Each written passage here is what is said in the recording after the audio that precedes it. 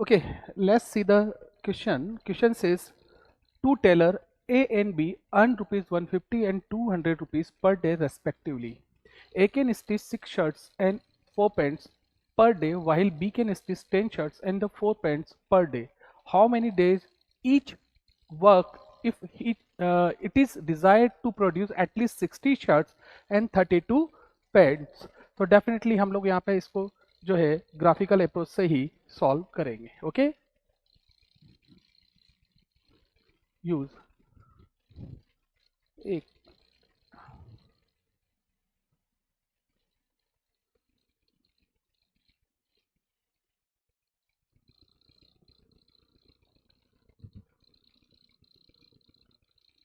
Okay right.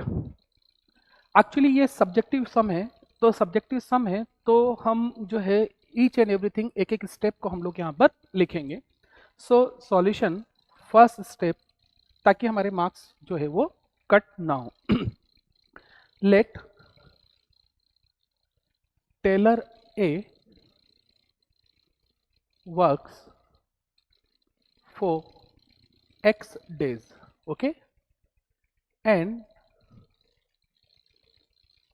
Taylor B works for y days. Okay, जो tailor A है वो x दिन काम करता है और जो टेलर B है वो y दिन काम करता है.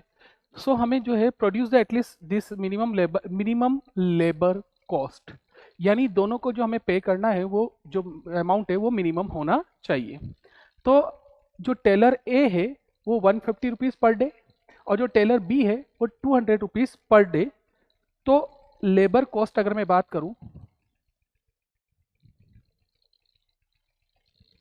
लेबर कॉस्ट को मैं जेड से डिनोट कर देता हूं. तो जो लेबर कॉस्ट होगी ये एक्स दिन डे वर्क करता है तो हो जाएगा 150x और ये वाई डे वर्क करता है तो हो जाएगा 200y. तो ये मेरा ऑब्जेक्टिव फंक्शन हो गया. इसको मैं बोल सकता हूं ऑब्जेक्टिव मिनिमाइज z. ये हमारा ऑब्जेक्टिव फंक्शन हो चुका है. राइट.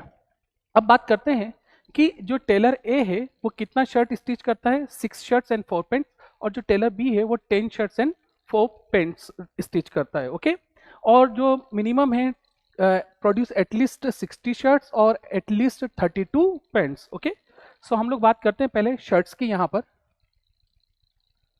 शर्ट्स, ओके, तो एक दिन में जो टेलर ए है वो कितना शर्ट स्टिच करता है, 6 शर्ट्स स्टिच करता है.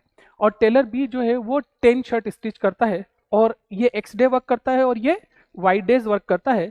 तो आपके पास शर्ट्स जो होनी चाहिए वो होनी चाहिए 6x प्लस 10y. ये टोटल नंबर ऑफ शर्ट्स हो जाएगी. और एटलीस्ट की बात करिए तो must be greater than 60. Data हम लोग यहाँ पे वापस देखेंगे. एटलीस्ट 60 शर्ट, तो ये हमेशा 60 से ज़्यादा ही होना चाहिए, मिनिमम 60 होना चाहिए. तो 6 शर्ट तो ए प्रोड्यूस करेगा एक दिन में, तो एक्स डेज में हो जाएगा 6x, और जो बी है वो 10 शर्ट्स प्रोड्यूस करता है तो हो जाएगा 6x प्लस 10y. ओके, इसको थोड़ा सिंप्लीफाई करके हम लोग लिख लेते हैं. तो ये हो जाएगा मेरे पास 3x प्लस 5y, 2 से डिवाइड कर देता हूँ, greater than equal to 30. Okay, 2 से डिवाइड किया तो ये हो जाएगा 2 3 6 33x. एक काम करते हैं, मुझे यहाँ पर इसका स्ट्रेट लाइन भी बनाना होगा. तो स्ट्रेट लाइन के लिए ये आपका है 3x plus 5y is equal to 30. ये स्ट्रेट लाइन बनेगा. तो ये x और ये y. ओके, जब y का वैल्यू 0 होगा तो x का वैल्यू 10 हो जाएगा. जब x का वैल्यू 0 होगा तो y का वैल्यू 6 हो जाएगा. अब बात करते हैं हम लोग पेंट्स की. Okay, so how many paints, एक दिन में ये 4 पेंट्स और एक दिन में ये भी 4 पेंट्स. ओके, और मिनिमम पेंट्स है मेरे पास 32. ओके, तो पेंट्स हो जाएगी 4x 4y, क्योंकि एक दिन में 4 पेंट तो x डेज में 4x पेंट्स हो जाएंगे और y डेज में 4y पेंट्स हो जाएंगे. और मिनिमम 32 है तो greater than equal to 32. So that comes out x plus y is greater than equal to 8. Okay, आइएगा ये लाइन भी हमें ड्रॉ करनी है. तो हमें एक पॉइंट x एक्सिस पे और एक पॉइंट y एक्सिस पे लाइन हो जाएगा x plus y is equal to 8. So एक पॉइंट मुझे x एक्सिस पे चाहिए और एक पॉइंट मुझे y एक्सिस पे. जब x का वैल्यू 0 होगा तो y का वैल्यू 8 होगा, y 0 तो x 8, और जब x 0 तो y 8. राइट. ये हो गया। और अब मैं अगर आपको कंस्टेंट या पूरा का पूरा फंक्शन अगर मैं लिखूं तो वो मैं नेक्स्ट पेज पे लिखता हूं। तो मेरे पास ऑब्जेक्टिव, ओके, ऑब्जेक्टिव मुझे मिल चुका है। ऑब्जेक्टिव फंक्शन जो है वो जेड, जेड जो है मुझे मिनिमाइज करना है। ओके, तो that comes out 150x plus 200y objective minimise z। तो objective minimise z, z is equal to हो जाएगा 150x plus 200y। Subject constant, सीधे कंस्टेंट ही लिखते हैं हम। ओके, तो पहला कंस्टेंट जो मेरा बन रहा है 3x plus 5y, 3x plus 5y greater than equal to 30। दूसरा कंस्टेंट है x plus y greater than equal to 8। तीसरा x greater than equal to 0 और y greater than equal to 0। Now अब हम लोग कंस्टेंट को जो है वो ग्राफ पेपर पे ड्रॉ करेंगे, फिजिबल रीजन फाइंड आउट करेंगे। तो ग्राफ पेपर बना लेते हैं हम लोग। ये 0 हो गया। ओके, तो ये हो जाएगा 1 2 3 4 5 6 7 8 9 एंड 10 और 11, right. 1 2 3 4 5 6 7 8 9, right. Okay, colour change करते हैं, फर्स्ट लाइन ड्रॉ करते हैं। अगर मैं x का वैल्यू, हमने वैसे भी पॉइंट यहाँ पे आपको शो कर रखे हैं 10,0 और 0,6। सो 10,0 ये हो जाएगा आपका, और 0,1 2 3 4 5 एंड 6, तो 0,6 ये हो जाएगा। तो ये लाइन जो मेरा बनेगा लाइक दिस अप्रोक्सीमेटली, यहाँ मान लीजिएगा। आप लोग प्रॉपर ग्राफ पेपर या स्केलिंग करके काम कर सकते हैं, स्केल से इसको ड्रॉ कर लीजिएगा।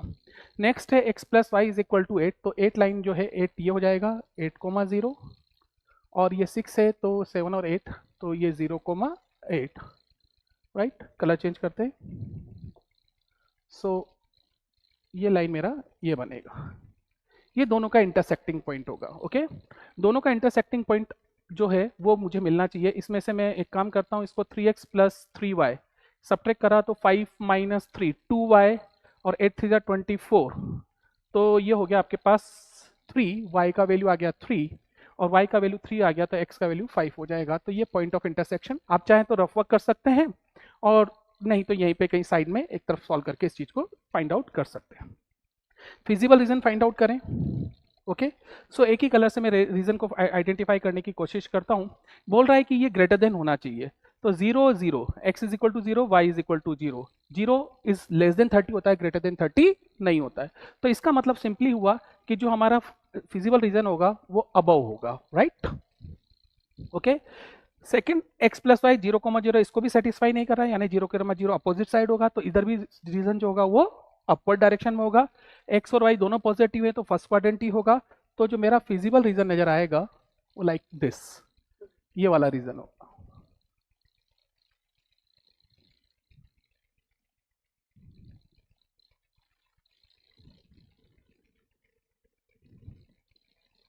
ये हमारा फिजिबल रीजन होगा। तो अगर मैं यहाँ पे कॉर्नर पॉइंट आइडेंटिफाई करूं, इसके बाद जो नेक्स्ट स्टेप हमारा जाएगा वो होगा कॉर्नर पॉइंट और z का वैल्यू हम लोग फाइंड आउट करेंगे। हमें मिनिमाइज करना है, तो नेक्स्ट स्टेप, इसके बाद ग्राफ। अब नेक्स्ट स्टेप में हम लोग आएंगे। सो टेबल हम लोग क्रिएट कर लेते हैं। z इज इक्वल टू आपका लिखा हुआ है 150x, चलिए इसको मैं प्रॉपर लिखता हूँ एक बार। ओके,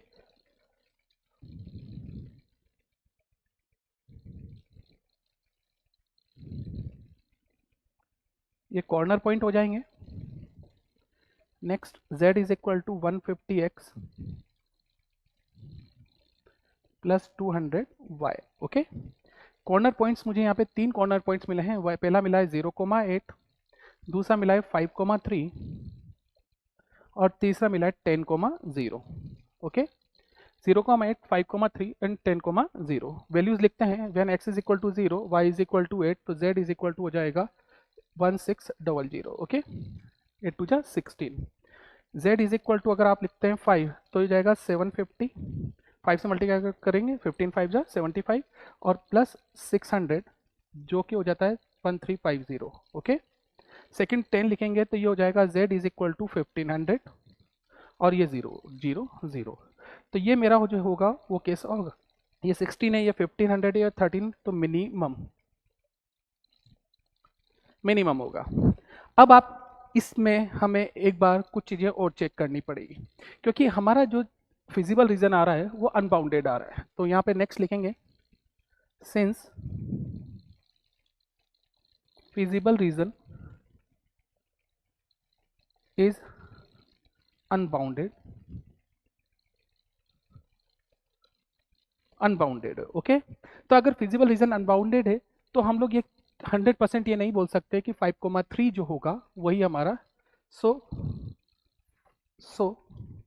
5,3 में और may not be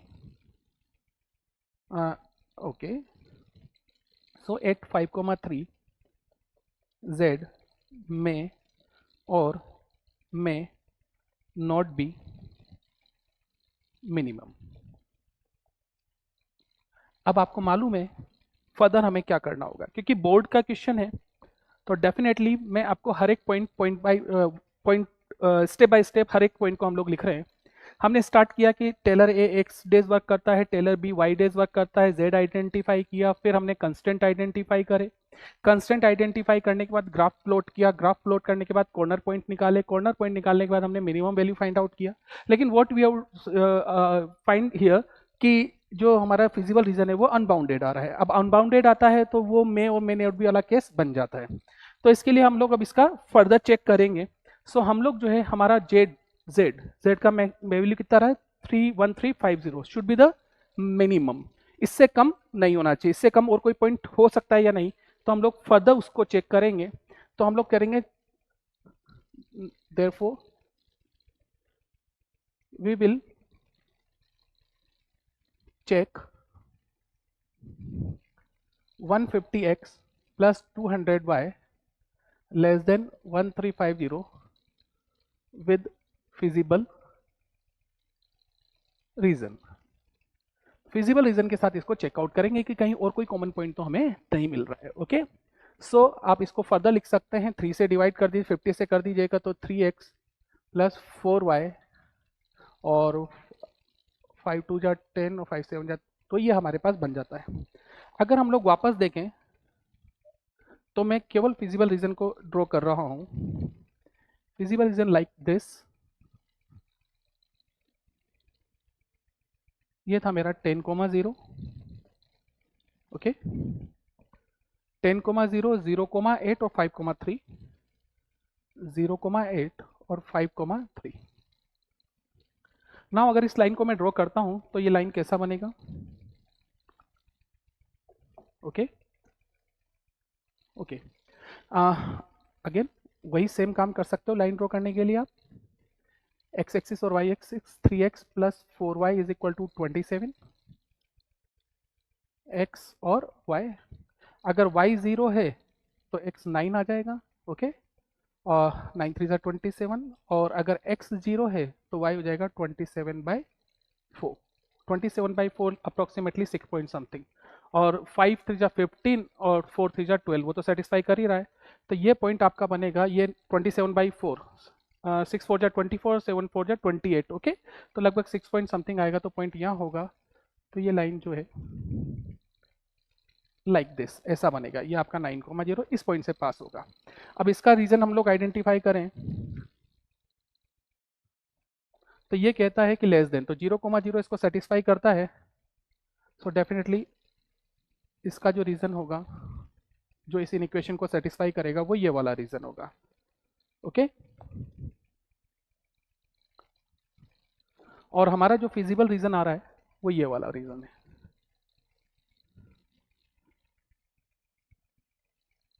ये हमारा फिजिबल रीजन है, ओके।